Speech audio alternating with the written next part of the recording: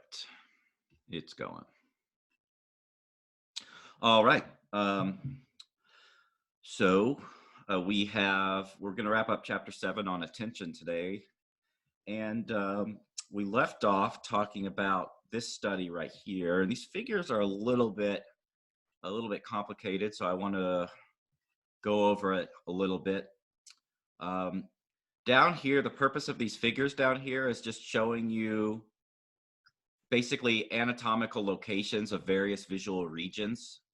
We're looking at the occipital lobe back here, and V1 is green, and I remind you that's superior, that's above all of these other visual regions. So the activation basically starts in V1 and then goes down and then goes along towards the temporal lobes. That's like the ventral pathway that we've talked about before.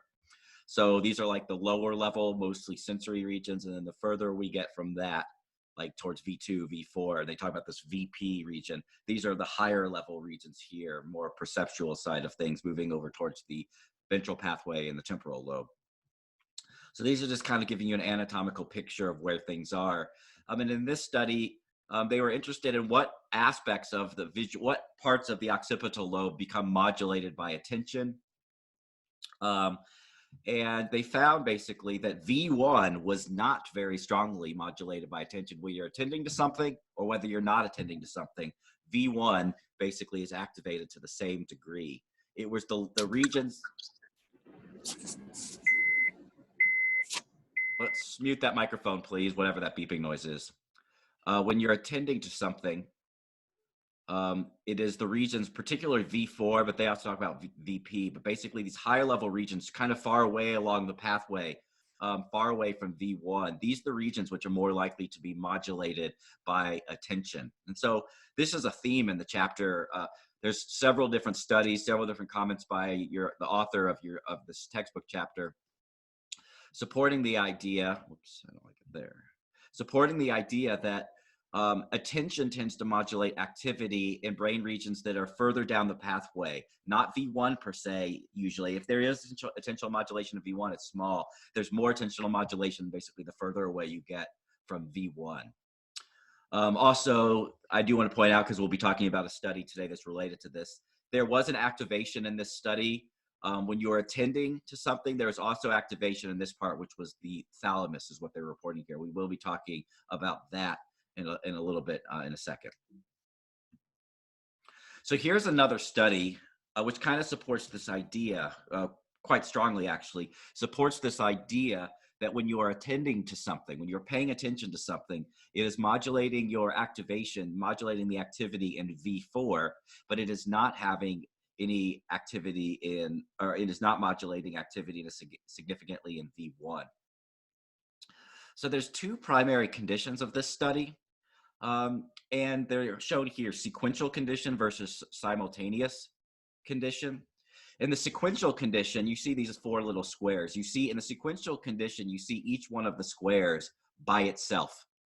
That's the primary thing about the sequential. Each square is presented for each one of these little color artwork things is presented for about 250 milliseconds. And they're looking for how does the brain respond to one of these artwork squares when each artwork square is presented by itself.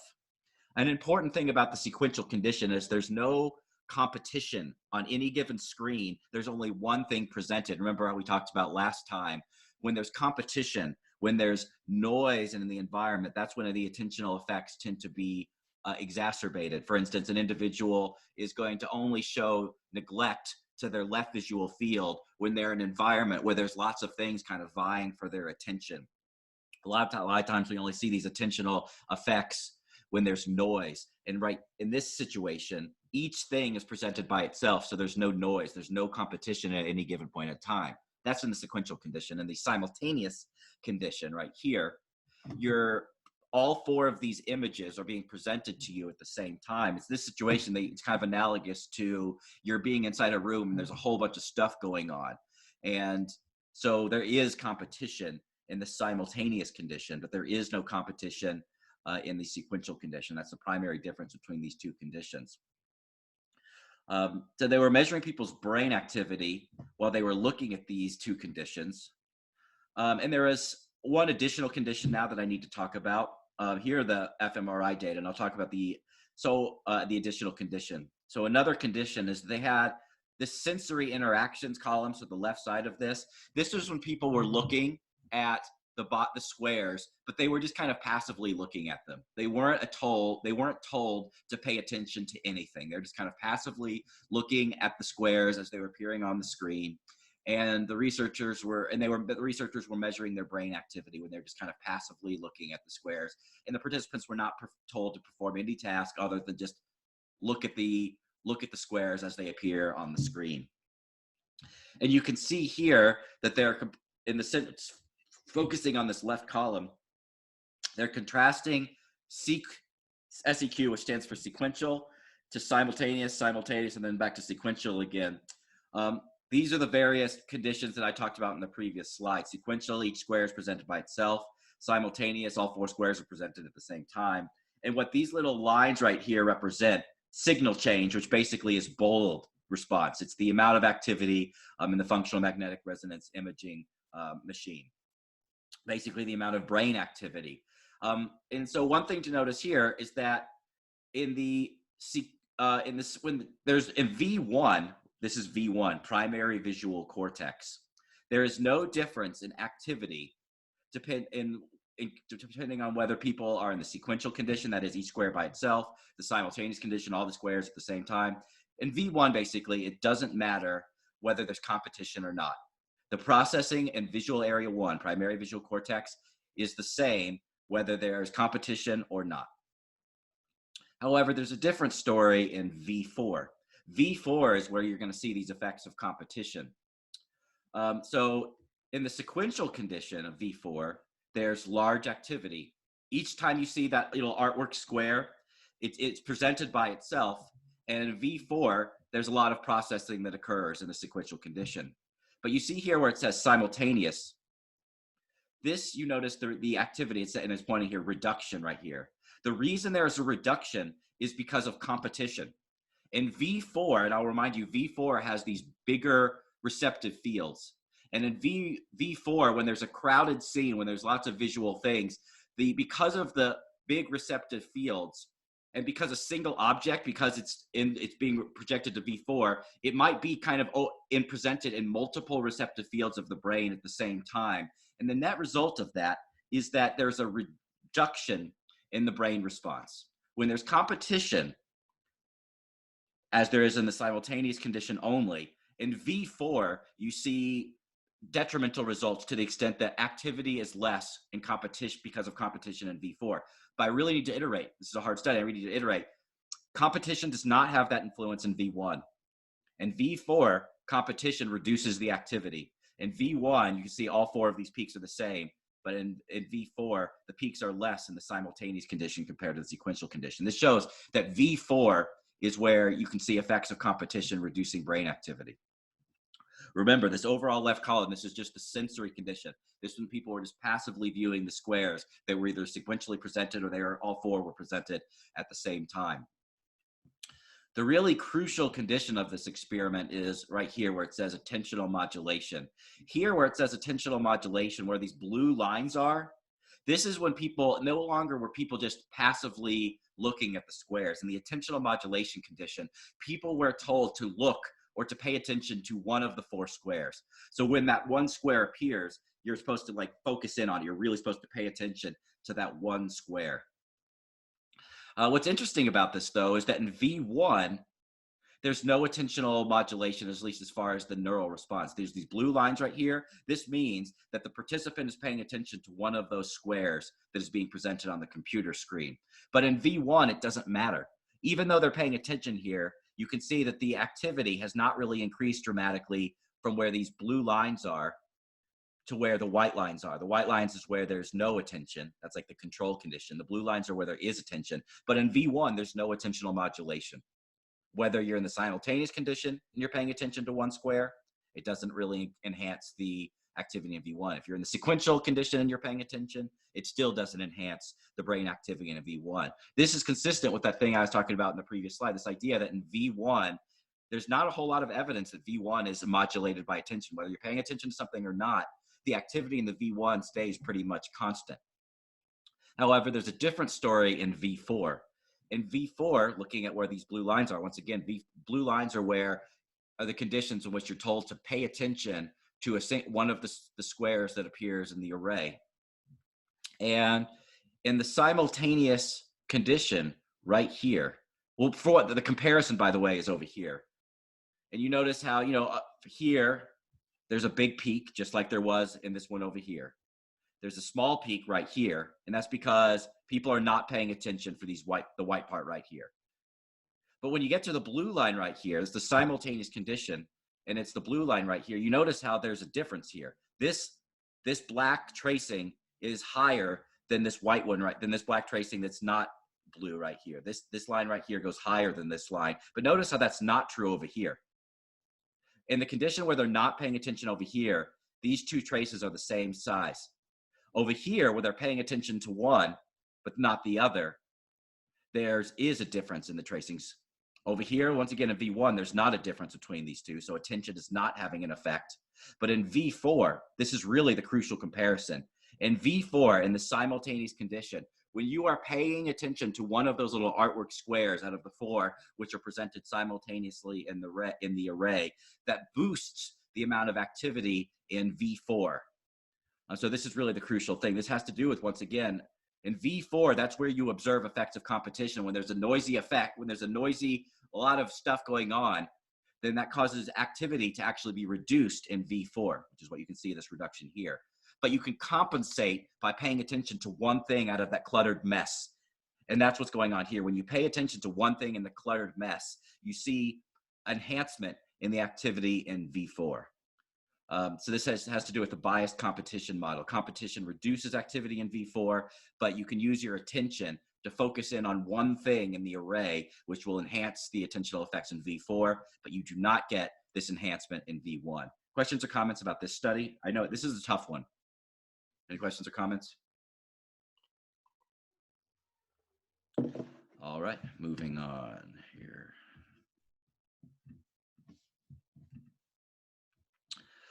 So this is a good time to talk about one of the theories as to why we're getting these attentional modulations in V4 and not V1. And this has to do with something, a theme that I've talked about several times in this class now, that receptive field size tends to be bigger in later visual regions. In V1, the receptive fields are really small. Each neuron in V1 is responding to a small part of space in the real world. And that can be represented by like this yellow thing right here. This yellow, that's a small receptive field. This blue one is a relatively bigger receptive field. It's a group of neurons or a neuron, which is responding to a bigger part of space. In V4 and other regions like IT, which is a part of the temporal lobe, that's part of the ventral pathway, basically the further you get from V1, the bigger the receptive fields tend to be. And one of the theories is that basically the reason why we see more attentional modulation in these later visual regions is because the receptive field size is naturally bigger in later regions. One theory, which I'm highlighting here, is that visual attention might temporarily reduce the receptive field size in areas like V4 to make it so you can zoom in a little bit better on one of the things you're looking at. The receptive field sizes are usually big in V4, but one theory is that when you're paying attention, what it's doing is it's temporarily reducing the receptive field sizes to help you zoom in on a certain part. And what that does is it kind of helps to localize or to better represent a specific stimulus, which is in V4. When the receptive fields are big, it's harder to be precise with the representation in V4. If you make the receptive field smaller, in theory, it would help you represent in V4 the stimulus more crisply, more strongly represent a stimulus if the receptive field size. So that's a smaller. So in theory, that's what attention is doing. It can gradually, or it can temporarily reduce receptive field size in these later brain regions. Then the reason why this theory is nice is because it would explain why there's not very much attentional modulation in V1. In V1, the receptive fields are already small. And so there's really no reason to have to shrink them even smaller when you're paying attention. They're already basically as small as it can get. So attention's not going to move the receptive fields any smaller in V1. The main effects of attention are going to be at higher levels of the visual processing hierarchy, where the receptive fields are big and then they can be shrunk down a little bit to help you zoom in on a specific part of the world. Any questions or comments about receptive field size in this theory of attention? Cool. Let's keep on going here. Okay, so now I want to get back to this finding right here. So I showed you, just to remind you, earlier on, this study right here. This is the first study that I showed you.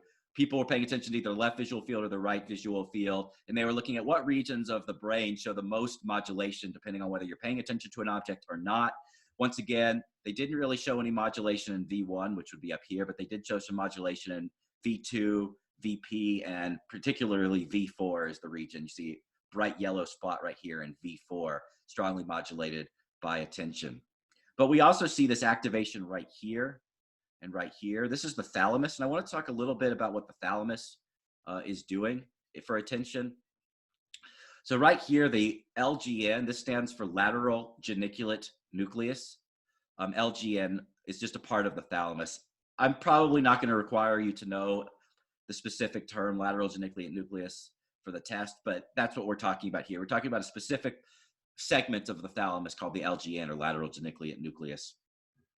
And it can be thought of, in a sense, as like a gatekeeper. If you remember way back in, I guess it would be chapter 5, we talked about how visual information goes from your eyes until it eventually gets to the visual cortices, which are in the occipital lobe. Before it gets to the occipital lobe, that visual information from your eyes actually first passes through the thalamus.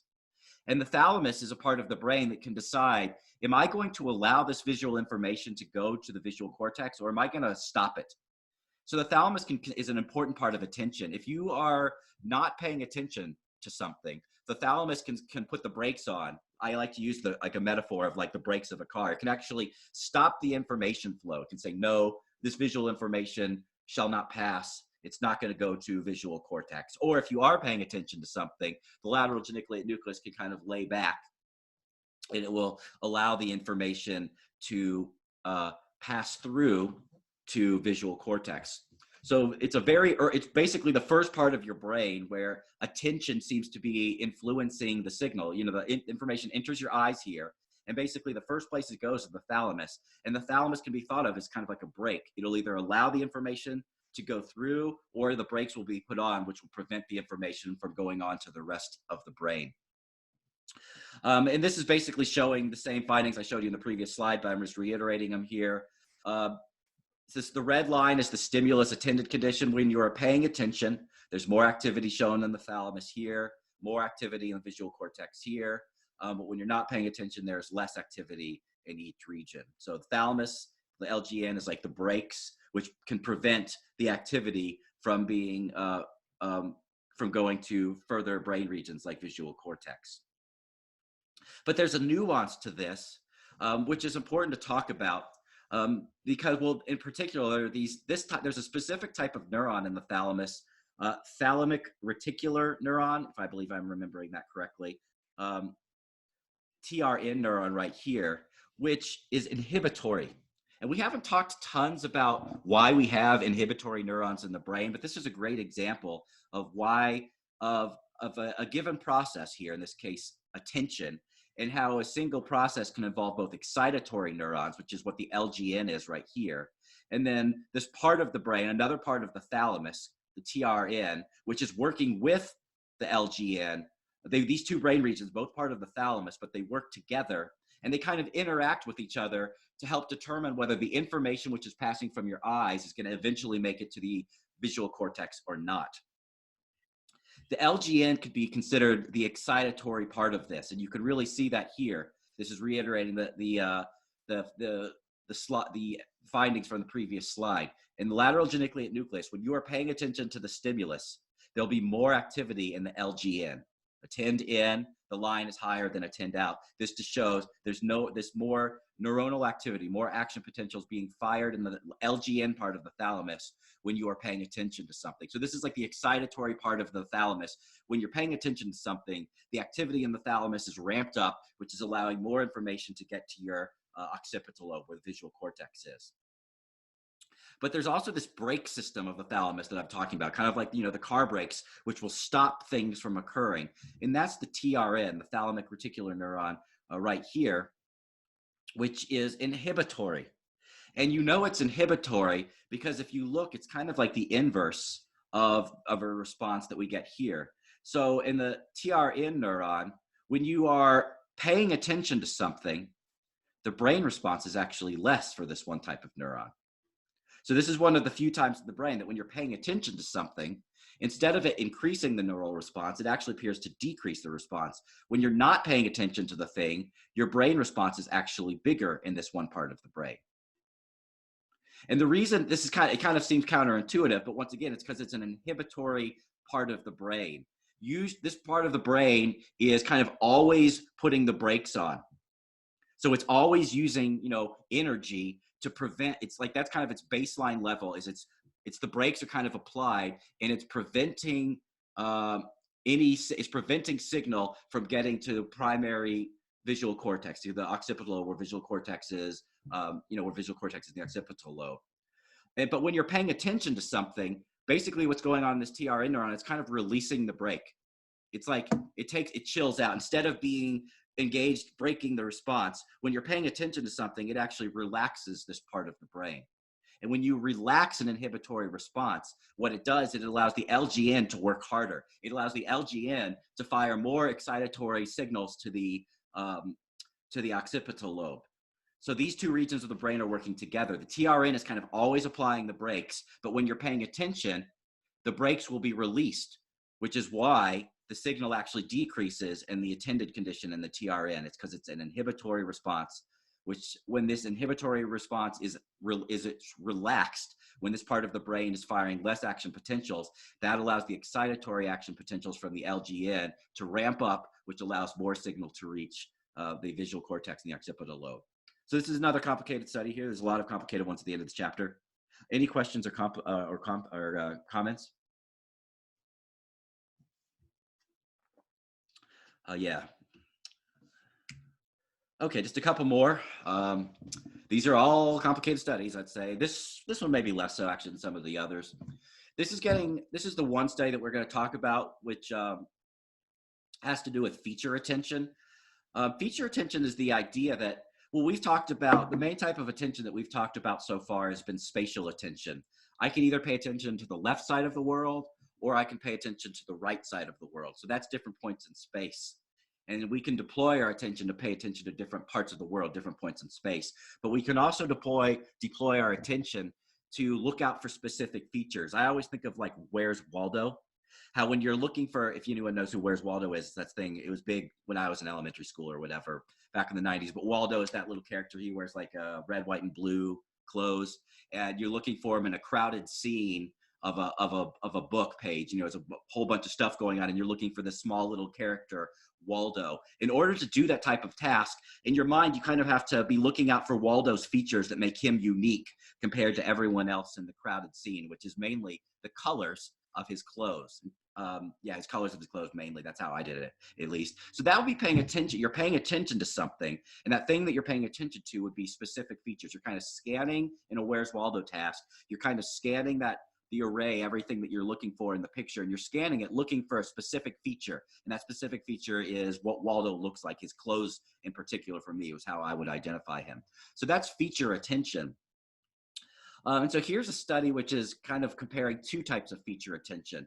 Paying attention to color, much like you would if you're paying attention to if you're trying to find a specific color, like in a Where's Waldo task, or paying attention to motion. So you can pay attention to either of these types of features. And the way they did this is they would present people stimuli like this, and then they would ask you and then the stimuli sometimes they would change color, and sometimes they would move. And you, as the participant on any given trial, you are asked, we want you to really pay attention to the color, or we want you to pay attention to the movement of the things on the screen. So pay attention to one thing, one feature or the other, the fact that the color is changing, or pay attention to the fact that sometimes the dot things are moving. And what they wanted to see was how is the brain's response different compared to when you're focusing in on the color of things, compared to when you're focusing in on whether things are moving or not. And they showed feature-specific modulation of two different regions in the visual pathway, V4 and V5. To me, this is one of the most intuitive. A lot of the findings are counterintuitive. This one just makes tons of sense, in my opinion, at least. It's a straightforward finding. When people were paying attention to color, there was relatively more activity in V4, which is a region of the brain, if you recall way back in chapter 5. V4 is the region of the brain that if you have bilateral damage to V4, it can cause color blindness. So this is a region of the brain which is definitely important for processing color. When you are paying attention to color, when you are looking out in the world trying to find a specific color, a specific pattern of colors, the activity in V4 is ramped up. On the other hand, when you are paying attention to the motion, when you are waiting for something to move, to track the motion of something, there's relatively more activity in V5, which is a region of the brain that way back in chapter 5 we talked about as important for the processing of movement. If you have bilateral damage to V5, which is also known as MT, by the way, but bilateral damage to V5, then that causes an impairment where you're not able to process motion. So feature-specific modulation of V4 and V5, depending on whether the feature that you're paying attention to is color, which modulates V4, or motion, which modulates V5. Questions or comments about this study? All right, here's the last hard study in this chapter. We're getting like 4 hard ones right in a row, basically. And this one has to do with object attention. So this is another type of attention. Now we've talked about spatial attention. We've talked about feature attention in the last slide. I guess way at the beginning of this chapter, we also talked about ear attention. You can pay attention to the left ear or the right ear. Here's really the last basic type of attention we're going to talk about, attention to an entire object. So this is a cool study where participants are presented with an arrow, which is an attentional cue. By the way, since we're using an arrow as an attentional cue, would this be considered voluntary attention or reflexive attention? Anyone know? If we're using an arrow, is this considered voluntary or reflexive attention? Voluntary. Thank you. It is voluntary attention. So this is using the voluntary attention paradigm, using an arrow, but it's using it to study a little bit more complex phenomenon, which is this idea of object attention. I'll kind of go to the punchline first, and then I'll kind of back up and walk through the study. The basic idea of this study is that when they tell you to pay attention, they point the arrow to right here. Basically, what they're telling you to do is pay attention to this one point of space. They're saying, pay attention right here. Pay attention to that side of space. But basically, what they find in this study is that when they tell you to pay attention to this one side of space where my mouse is pointing to, your attention naturally spreads to the entire object, including this point in space over here. So they tell you to pay attention to this point in space, but because this side of space is connected via this entire object right here, even when you're told only to point right here, your attention kind of spreads out amongst the whole object, so that you're also paying attention to this point in space too. Your attention is directed here, but it kind of unconsciously spreads throughout the entire object because this point of space right here is connected to this point of space via the object. So that's kind of the punchline of the study. So now we'll kind of look at the behavioral data. I don't actually care much about the brain data for this study. The behavioral aspect is complicated enough that's really what I want you. If I ask on the test about the study, it will be about the behavioral data, which was what I'm going to talk about now. So there's 3 conditions rather. A valid cue would be the cue is telling me to point here. And then on the trial, the object that I'm responding at occurs right here. So that's valid because the target tells me to point here. And then the cue rather tells me to attend right here. And then the target appears right here as well. That would be valid because the cue and the target are occurring at the exact same point in space. But there's 2 other, and that's not surprisingly there. You can see that reaction times to respond to the target are small. When people are attending to the point of space where the target occurs, they naturally are able to process the target quickly. But the more interesting and nuanced aspects of the findings are these green and blue bars right here. In an invalid cue, but the target occurs in the same object. That would be like if the cue tells you to pay attention to right here. The cue tells you to pay attention right here, but then the target occurs right here. Notice how they're in the same object. So it's an invalid cue because the cue is telling you to pay attention to one side of space, but the target's actually occurring on a different side of space. So it's invalid because there's this mismatch. The cue is telling you to attend one place, but the target is actually occurring in the other. And so naturally, they find that there is a little bit of a slowdown here in the green. When it's an invalid cue, but the target is in the same object, you are a little bit slower in processing the target. But the really crucial finding is that you're slowest. There's one type of invalid cue, which is you're absolutely the slowest, which is if the cue is telling you to pay attention right here, but then the target actually occurs down here somewhere. The target is occurring in a completely different object. It's an invalid cue still, but it's if you see right here, the blue line is taller than the green line. You're even slower for that particular condition, for that particular type of trial. And so then you have to ask the question, why are people quicker for the green bar in the green condition compared to the blue condition? Could anyone answer me that? Why are people faster in the green bar compared to the blue bar?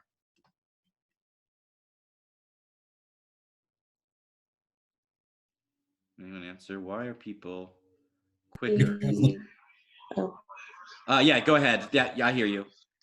okay. So in the green condition, the target as well as the cue are in the same object, but in the like the blue bar, the cue and the target are in different objects. Yes, thank you. That is exactly right. And so you benefit from what's known as object attention. When the cue and the target are in the same object, even if the cue is telling you to pay attention to one side of space and the target occurs on a different side, everything, all the point of space that you're paying attention to is connected to all the other points of space via the target or via the object that you're paying attention to. So you benefit from object attention for the green bar because the cue and the target are both in the same object. This object is this to me looks like a socket wrench or something like that. They're all part of the same object. And so you benefit from that, from object attention in the green bar. In the blue bar, the target's telling you to pay attention up, the cue's telling you to pay attention up here, where the target will be somewhere down here. The cue and the target are in different objects, so you do not get the benefit of object attention. Once again, object attention is this idea that when you pay attention to one point of space, your attention naturally spreads to all points in space which are in contact with the object that that one point of space is a part of. Questions or comments about object attention? I know this one students kind of always struggle with this one for whatever reason. And so if there are questions or comments, I would definitely like the chance to clarify. The thing that I'll be asking about in the test will be understanding the behavioral findings, which is what we just talked about. Any questions or comments about this study though?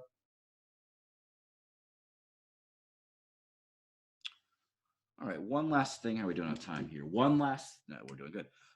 So one last thing about this chapter. This is like the funnest part of this chapter, in my opinion. This is fun to talk about. This is still talking about attention, but this is another purely behavioral aspect of attention. I guess really the crucial thing that I want you to understand regarding here, the thing I'm most likely to ask a question on the test is the difference between what's known as a conjunction search versus a pop-out search. And you can see those illustrated right here, a pop-out search versus a conjunction search. These are types of tasks. It's kind of like a Where's Waldo task again, where you're trying to find some specific object which is hidden in a cluttered scene. And they're looking for, how does the nature of the target, how does that influence the amount of time it takes you to find the target? And in pop-out search, it's almost always very easy to find the target, which results in reaction times being small for a pop-out search. And so we need to kind of reflect what's going on here. The target is obviously this red O. Why is the red O so easy to find? And the answer is because in a pop-out search, the target that you're looking for always has a target which is completely unique to it. What is the property which is completely unique to the target here? The color red. The color red, thank you. The color red is completely unique to the target here, which makes it pop out. All the distractors have the property of green. Only the target has red, which makes it impossible, makes it very difficult to miss the target. Like it just pops out. It's like effortlessly you find that and your attention is kind of directed right to it because it's the unique thing in the array. It's the only red thing. Conjunction search, on the other hand, we're still looking for the red O. That's still the target, but we notice that it's a little bit harder to find the red O when in a conjunction search. The reason is because in a conjunction search, the target does not have a feature which is completely unique to it. So the target has two characteristics, two features. One of them is the shape, O. The other one is the color, red. In this situation, in the conjunction search, you can see that the distractors, the non-targets, a lot of them share the shape O. So the shape O is not unique to our target. But if you're looking here, there's also these X's which are red. And so our target does not share the property of red, or sorry, the target does not have the property red unique to it. It shares its property of redness and the property of shape, O, with some of the distractors. It does not have a unique property in a conjunction search. I'll reiterate. In a pop-out search, there is a unique property, in this case, redness. In a conjunction search, the target does not have a property which is completely unique to it. And that is why conjunction searches are more difficult. If you're looking at the data down here, you can see that conjunction search, this red line is gradually getting longer and longer. The reaction times are getting longer and longer. The x-axis here is set size. Set size can be thought of as the amount of distractors. The more clutter, the more noise there is in a conjunction search, the harder it is to find the target, which makes sense. It's hard to find the target, and it gets in a conjunction search, and it gets even harder the more noise there is, the more clutter there is in the thing that you're looking for. That's not the case in a pop-out search, though. In a pop-out search, it doesn't matter how many distractors you have. It takes the same amount of time. You're equally quick to find the target. It always just pop out. Even if there's a million green circles around you, the red circle is always going to pop out because it's the only red thing in a pop-out search. So I have some more examples. These are kind of fun, I think, at least. So is this a pop-out search or a conjunction search? And on whoever answers, I'm going to ask you to justify your response. So is this pop-out or conjunction search? And I would like someone to tell me why. So first, can anyone tell me, is this conjunction or pop-out search? Conjunction. Why do you believe it is a conjunction search? Because you're looking for a unique letter, but each of the letters are the same color. That is true. But you're looking for this is actually a pop-out search. And the reason why it is a pop-out search is because this does have a property which is unique to it. Someone tell me, what property does this have which is unique to it? It's not black. Obviously, the color is not unique. But what is the color? This is the only what on this page? The only letter with the shape of a K. It's the only K, yeah. The thing that this one has that's unique to it is the shape, K. So this pops out because it's the only K. There is no other distractor which shares the property of K with this one. K is unique to this one, which makes it pop out. So let's do some more of these. What about this one? Oh, let's go straight to this one, actually. Is this a pop-out search or a conjunction search? Pop out? It is a pop-out. Can you explain why? Because the color gray is entirely unique to that particular T. Yep, exactly. So both of these examples so far, this is a pop-out search because it has the property of shape that's unique to it. It is the only K, so it is a pop-out search. This is also a pop-out search because it has a property which is unique to it. In this case, it is the color gray. Only it has the color gray. Here's another one. This one is like, I call this one like I'll give you the answer here. It is like a super pop-out search. The target here is the vertical 8. This one is really easy because it actually has two properties which are unique to it. One property it has is it's the only 8. What's the other property that this thing has which makes it unique?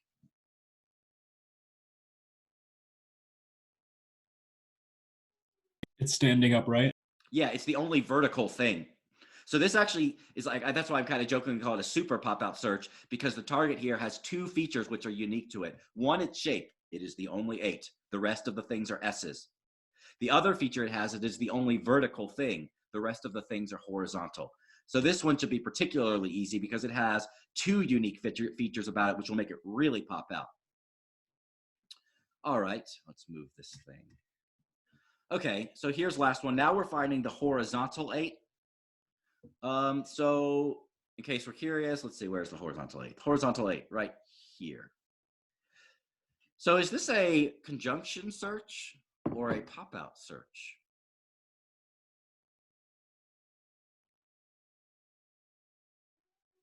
Conjunction. It is a conjunction search. Good. Can you explain why or how you knew that? Because the horizontal 8 has no unique features. Yes. What are those features that are not? So what are the features that are shared with at least some of the other distractors? Yeah. What are those features which are not unique to it? It's horizontal and Okay, so hold on. First, it's horizontal, which means it's sideways. And you see there are distractors like these things right here. These sideways S's, they're also horizontal. So the feature of horizontalness is not unique to the target. What's the other one? Go ahead. it's an 8. It's yeah, it is an 8. That's its shape. And so is it the only 8? No, there's a whole bunch of 8s too. So this is a conjunction search because neither the property of like orientation, the fact that it's horizontal, or the property of shape, the fact that it's an 8, are unique to it. There are distractors that are horizontal, and there are also distractors that are 8s. Therefore, this is a conjunction search, which is why this one is harder compared to, like this one, which is easy. And this search, it just pops right out. This one's a little bit harder because it's a conjunction search. So that is it for chapter 7 on attention. I do want to get into chapter 8 a little bit. We'll just get the brief introduction. We'll get into the details of chapter 8 next time. I just want to do an introduction here for chapter 8 now. All right, yeah, chapter 8. This is about the motor system or action, the parts of our body that can move, the parts of our brain and nervous system that allow us to move. So we're moving on from attention and now talking about movement. And this is not from the book, but I really like this image from a book I read back in graduate school. Rodolfo Yines, I believe is how his last name was pronounced. His book, in case you're curious, is called Eye of the Vortex. It's a book about, the brain. And he gives a really cool example of the sea squirt, which is an animal that lives in the ocean, the sea. And it kind of has two phases of its life. And in one phase of its life, it has a brain. And in the other phase of its life, it actually doesn't have a brain. And there's very dramatic changes in the behavior of this organism, depending on whether it has a brain or it doesn't. As a larva, basically when it's a baby, the sea squirt is free swimming, which means it's one of the marine animals which is actually moving around. It can swim around, in various directions. It's kind of fish-like, or like a tadpole. It's probably more like, a tadpole is kind of what it appears like as a larva phase. It's kind of like a tadpole. It has a brain, or a brain-like structure. It's a very small organism, and it's a very simple brain. They call it like a notochord, but it's basically a brain-like structure. It's kind of like a brain. It's a very rudimentary central nervous system that the sea squirt has when it's basically a baby, when it's a larva. And it also has an eye-like structure. So it's got an eye in the front of its body, which is connected to this brain-like structure that's inside its head. And in theory, or in what appears to be going on here, is basically the eye and the brain are communicating to allow the animal to see what's going on around it, and then it can move in accordance, just like we do. Like when we're walking around your house, you use your eyes to not run into, there's the bed over there. I make sure that when I'm walking towards the bathroom, I don't run into the bed. And so the animal's using its eye and it's using its brain to help direct its movement. It doesn't run into things. It will avoid predators because it has this eye which is connected to its brain, which helps it to move. Helps it to move functionally, helps it to efficiently move throughout the ocean. This is what it does when it's a baby. But eventually, once it kind of moves past this larval phase, it moves to a permanent location and down roots. And what I mean by down roots, it'll actually dig itself into the floor of the ocean, like the bed of the ocean. And it will basically become like a plant.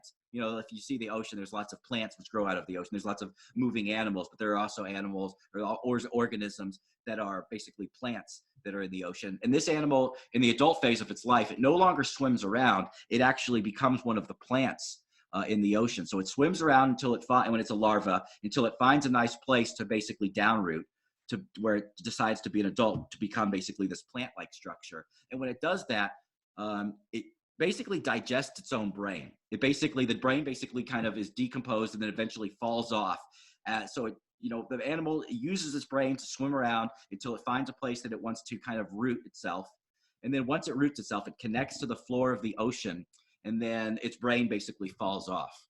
And I like this kind of example. It's just an anecdote from this one animal, but I like this because Rudolf Eunice makes the argument that one of the primary purposes of the brain is, if not the fundamental purpose of the brain, is to allow us to move. And that is so true, that this one animal basically has the brain during the movement portion of its life, but then as soon as it doesn't need to move anymore, it completely gets rid of the brain. So we'll be talking about these parts of the brain here, which help human beings. We're not going to be talking about the C-squirt too much in this chapter, other than what we just did. We'll be talking about these regions of the brain. We'll be talking a lot about the basal ganglia in particular. We'll also be talking about the cerebellum, which is, basal ganglia is kind of in the middle part of the brain. It's right above the subcortical area. So the basal ganglia, it's an older structure, right? But it's kind of in the middle parts of the cortex, middle to lower parts of the cortex. The cerebellum is definitely a subcortical structure in the back of the brain, way at the bottom. And then all three of these, primary motor cortex, we've already talked about. Primary motor cortex is located anterior to the central sulcus. And adjacent to primary motor cortex are two brain regions that we haven't talked about yet. SMA, or supplementary motor area, sometimes known as supplementary motor cortex. I think it's actually, I called it cortex here, but it's actually usually called, probably in literature, supplementary motor area, SMA, but either one, they're interchangeable. SMA or SMC, supplementary motor area or cortex. And premotor cortex, all of these regions are part of the frontal lobe. So basal ganglia is kind of like the middle parts of the brain. The cerebellum is subcortical, so it's at the bottom part of the brain. And then these three regions right here are all part of the frontal lobe. And these are some of the most important regions of the brain for controlling our movement and helping us control our own movement and reacting to things that are in the environment in order to move in the direction of things in the environment. So we'll talk about all of these brain regions in this chapter. I wanted to just first start talking about the basal ganglia. This is a brain region. This is the brain region which is probably most represented in the chapter as far as the amount of things which are said about it. And so the basal ganglia is a brain region which has been connected to a movement disorder, Parkinson's disease. And so we'll talk a lot more about Parkinson's disease next time, but I want to talk a little bit about it now. Basal ganglia, once again, is this region that's kind of in the middle of the brain, lower middle parts of the brain. And Parkinson's disease has been connected with abnormal dopamine levels or low dopamine levels in the basal ganglia. I'm not going to watch this video now, but this is a video of Michael J. Fox. And you can kind of observe, it might not be a bad idea to use YouTube and maybe find, there are definitely lots of videos of individuals with Parkinson's disease. It is a movement disorder, and it's kind of characterized by movement rigidity. It's difficult to initiate new movements. People with Parkinson's disease have trouble initiating certain movements. And it also kind of causes repetitive movements. Like once a movement gets started, it's kind of hard to turn it off. And it's hard to turn off a movement, but especially it's hard to turn off a movement by engaging a new movement. But once a movement has started, it's hard to switch to a new movement. Now, there's an idea that we'll talk about in the textbook in a next time called set shifting, which is an important characteristic of Parkinson's disease. So yeah, watch this video if you want to observe Michael J. Fox, who is one example of a famous figure who has Parkinson's disease. One drug, which the textbook talks about, which is oftentimes give to people with Parkinson's disease, is called L-DOPA. L-DOPA is a drug which basically stimulates or increase. It's basically a derivative of dopamine. You take L-Dopa, and it will increase the amount of dopamine in your brain. And when you do that, you can see a reduction in movement impairment, a reduction in the movement rigidity in individuals with basal ganglia. So this is a somewhat effective treatment for people with Parkinson's disease. It increases dopamine in the brain, which can temporarily help offset some of the impairments that occur, but it's a temporary solution. Unfortunately, Parkinson's disease is degenerative, which means it gets worse over time, and eventually L-Dopa will stop having an effect. It's most effective early on in the disease, and then as the disease progresses, it becomes less effective as a medicine. So L-Dopa is a drug which helps Parkinson's disease. I want to contrast this with this chemical right here, which the book talks about.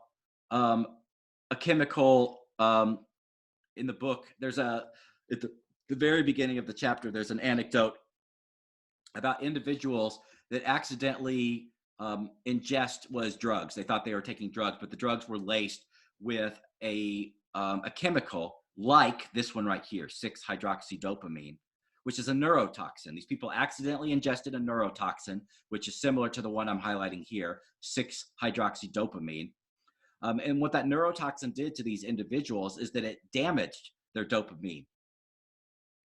So it basically, these people were taking the drugs, they accidentally ingested this chemical like 6-hydroxydopamine, this neurotoxin. And basically what it did to these individuals, it caused them to have Parkinson's symptoms. They didn't actually have Parkinson's disease, but they ingested this neurotoxin, which basically killed off dopamine in parts of their brain, including presumably their basal ganglia, which caused them to have Parkinsonian-like symptoms, which was tragic, obviously, for those individuals involved. But the book makes the argument that as a result of this unfortunate thing that occurred, it gave scientists the idea that they could study Parkinson's disease in rats and animals by giving the animals, purposefully damaging their dopamine by injecting them with this 6-hydroxydopamine, the neurotoxin. You can inject this directly into the animal's basal ganglia, and then you can basically cause the animal to have Parkinson's disease. And then the reason they do this is because then they test what types of treatments can we give to this animal that will reverse the Parkinson's disease. We'll basically cause the animal to have Parkinson's disease by giving them 6-hydroxydopamine, this neurotoxin.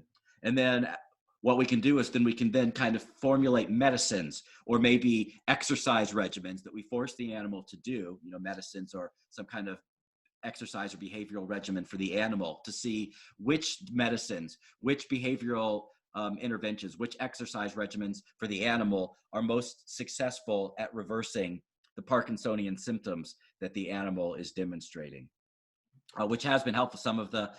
Some treatments now for Parkinson's disease have arisen from giving these animals the neurotoxin causing the Parkinson's disease, and then testing out different treatments to see if you can improve their Parkinson's symptoms. Once you discover these in animals, then you will give them to humans, hopefully, if they're not harmful to the animals. Otherwise, if the side effects aren't too bad, then you can give them to humans as well to help treat things like Parkinson's disease.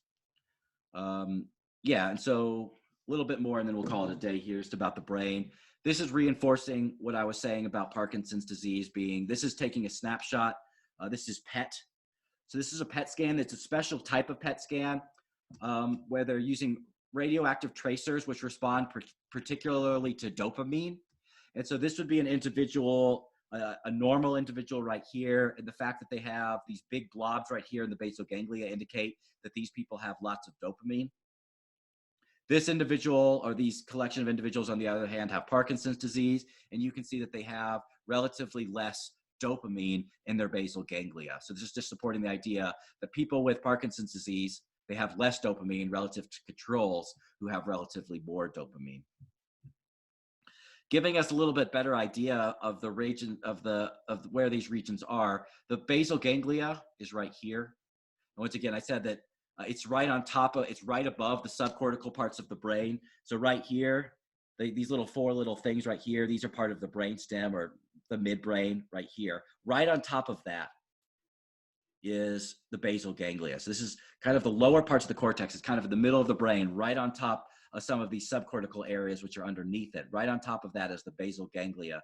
This is the region of the brain that we'll be focusing in on more next time when we're talking about Parkinson's disease in more detail. And we'll also talk about Huntington's disease in more detail. So there's the basal ganglia there. And since we're here, here's the cerebellum, which is another region of the brain. Further along in the chapter, we'll be talking about the importance of this for motor behavior. And then in the frontal lobe, there's also primary motor cortex, supplementary motor area, premotor cortex. Those are also all in the frontal lobe. Those are the 5 brain regions that we'll be talking about. We'll be focusing in more on the basal ganglia starting next class, which is what we'll leave off. That's where we'll leave off for now. So I'll see you guys Wednesday. If anyone wants to stick around and talk to me, we can do that right now. I think there's one person that wanted to talk about their master and his emissary paper. I didn't respond to your email because I knew we'd be able to do it now, because you said you wanted to do it after class. That person, just stick around now and we can talk. But before that, does anyone have any general questions about things before I stop the recording? All righty. So I'll see you guys later. I'll see you guys Wednesday. Stopping recording now.